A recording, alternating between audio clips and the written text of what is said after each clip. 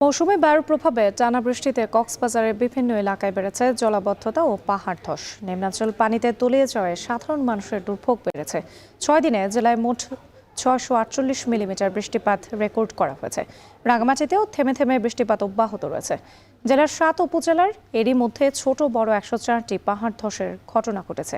বৃষ্টি আর উজানের ঢলে কাপ্তাই হ্রদ তীরবর্তী নিম্নাঞ্চল প্লাবিত হয়ে বন্যা পরিস্থিতি দেখা দিয়েছে।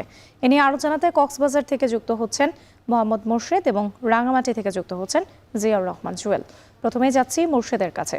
মুর্শেদ, যেহেতু পাহাড় ধসের ঘটনা ঘটেছে, সম্ভাব্য জায়গাগুলো থেকে মানুষদের সরিয়ে নেয়ার কোনো ব্যবস্থা করা হয়েছে কি?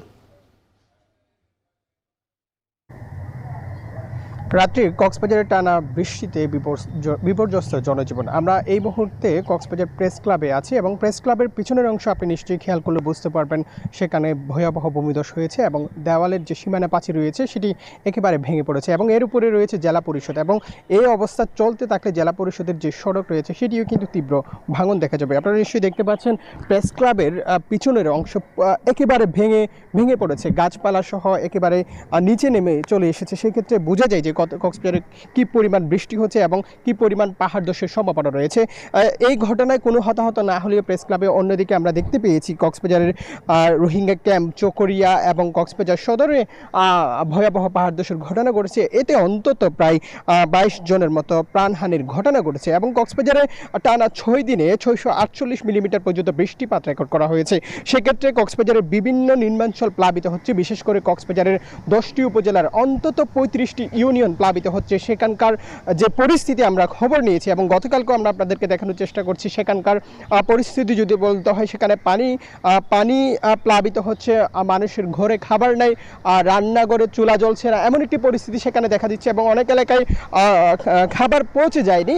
সেটিও কিন্তু নানাভাবে অভিযোগ করেছিলেন। গতকাল আমরা যে খবর পেয়েছি কক্সবাজারের বিশেষ করে পেকুয়ার মেহেরনামা একটি এলাকায় নদী ভাঙনে সেখানকার পুরো এলাকা প্লাবিত হচ্ছে। সেক্ষেত্রে পেকুয়ার মানুষ খুবই দুর্ভোগের মধ্যে রয়েছেন। অন্যদিকে চকরিয়াতেও যে পাহাড়ি এলাকা রয়েছে সেখানেও পাহাড় ধস হচ্ছে এবং প্রশাসনের পক্ষ থেকে যেহেতু পাহাড় ধসের ঝুঁকি এতটাই বেশি যে প্রশাসনের পক্ষ থেকে নানাভাবে মাইকিং করা হচ্ছে, সতর্ক করা হচ্ছে, সচেতন করা হচ্ছে এবং তারা নানাভাবে সামাজিক যোগাযোগ মাধ্যমেও আমরা দেখেছি তারা নানাভাবে সচেতন করার চেষ্টা করছেন যারা পাহাড়ি এলাকার ঝুঁকিপূর্ণ বসবাসরত যে মানুষগুলো আছেন তাদেরকে। এবং একটু আবারও দেখাচ্ছে কক্সবাজার প্রেস ক্লাবের যে পিছনের অংশে যে দৃশ্য আমরা দেখতে পাচ্ছি, একেবারে বিধ্বস্ত একটি অবস্থা।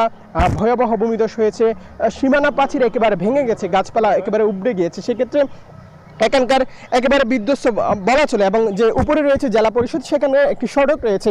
এইরকম পরিস্থিতি চলতে থাকলে জেলা পরিষদের যে সড়ক সেটিও কিন্তু ভাঙন দেখা দিতে পারে। সেক্ষেত্রে আমরা বলতে পারি কক্সবাজারের টানা বৃষ্টিতে বিপর্যস্ত জনজীবনে এবং এই টানা 6 দিনে কক্সবাজারে 648 মিলিমিটার পর্যন্ত বৃষ্টিপাত রেকর্ড করা হয়েছে।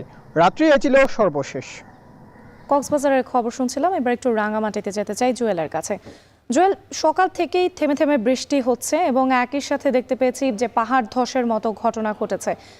তাছাড়াও যে নিম্নাঞ্চল রয়েছে সেটিও কিন্তু বন্যায় কবলিত হয়ে গেছে এবং আশ্রয় কেন্দ্রগুলোর এই মুহূর্তে কি অবস্থা, কতজন মানুষ আছেন সেখানে? দেখুন, গত শনিবার থেকে বৃষ্টিপাত শুরু হয়েছে রাঙামাটিতে। এরই মধ্যে এক সপ্তাহ ধরে যে বৃষ্টি হচ্ছে, থেমে থেমে কখনো ভারী বৃষ্টিপাত হচ্ছে। এই অবস্থায় আসলে রাঙামাটিতে পুরো জনজীবন একেবারেই বিপর্যস্ত হয়ে পড়েছে। বিশেষ করে রাঙামাটির যে পাহাড়ি এলাকাগুলো রয়েছে শহরের এবং অন্যান্য যে 9টি উপজেলা রয়েছে, সবকটি উপজেলাতেই অন্তত জেলা প্রশাসনের হিসাব মতে 104টি ছোট বড় পাহাড় ধসের ঘটনা ঘটেছে। এরই মধ্যে রাঙ্গামাটি থেকে চট্টগ্রাম যে সড়ক রয়েছে সেখানে 2 দফায় পাহাড় ধসের ঘটনা ঘটেছে। আর সড়কে মাটি চলে আসায় যোগাযোগ বিঘ্নিত হয়েছিল। পরে সেগুলো সরিয়ে সড়ক পথ স্বাভাবিক করা হয়েছে। এর মধ্যে রাঙ্গামাটিতে খাগড়াছড়ির যে যোগাযোগ ব্যবস্থা, সেখানে মহাছড়ির মাছছড়ি এলাকায় সড়ক তলিয়ে যাওয়ায় সেখানেও যোগাযোগ বিঘ্নিত হয়েছে। পানি সরে গেলে সেটি হয়তো স্বাভাবিক হবে।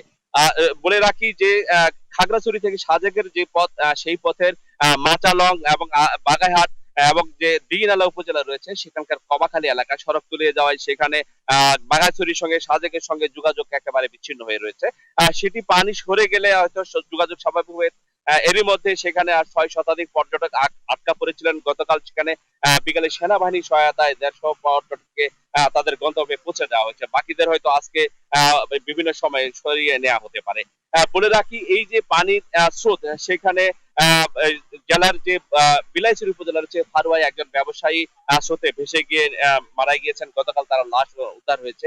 একই সঙ্গে সদর উপজেলা মগবানও একজন নদী পার হতে গিয়ে স্রোতে ভেসে গিয়ে দয়াল চাকমা নামে একজনের প্রাণহানির ঘটনা ঘটেছে, তারও মরদেহ উদ্ধার করেছে। এই বর্ষায় দুজনের মৃত্যুর ঘটনার বাইরেও রাঙ্গামাটির যে হ্রদ তীরবর্তী নিম্নাঞ্চলগুলো রয়েছে সেখানে আসলে বন্যা পরিস্থিতি রয়েছে। বিশেষ করে বাঘাছড়ি উপজেলায় সেখানে বেশ কিছু অঞ্চল ঘর বাড়ি চলে গেছে। অন্তত 7,000 পরিবারের 20,000 মানুষ এখনো পানিবন্দী বলে সেখানকার মানুষরা জানিয়েছেন। তবে 16টি আশ্রয় কেন্দ্রে সেখানকার 3,248 জন মানুষ সেখানে আশ্রয় কেন্দ্রে উঠেছেন।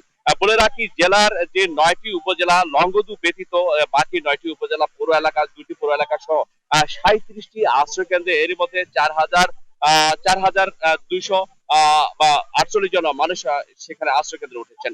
সব মিলিয়ে বলা চলে বৃষ্টি না কমা পর্যন্ত আসলে এই ধরনের পরিস্থিতি নিয়ন্ত্রণ সম্ভব নয়। মানুষের দুর্ভোগ বেড়েই চলেছে, পরিস্থিতি আরো খারাপ হতে পারে টানা বৃষ্টিতে। রাঙ্গামাটি থেকে এই ছিল আমার কাছে সবশেষ। কক্সবাজার এবং রাঙামাটি থেকে যুক্ত ছিলেন সহকর্মীরা, জানাচ্ছিলেন বিস্তারিত।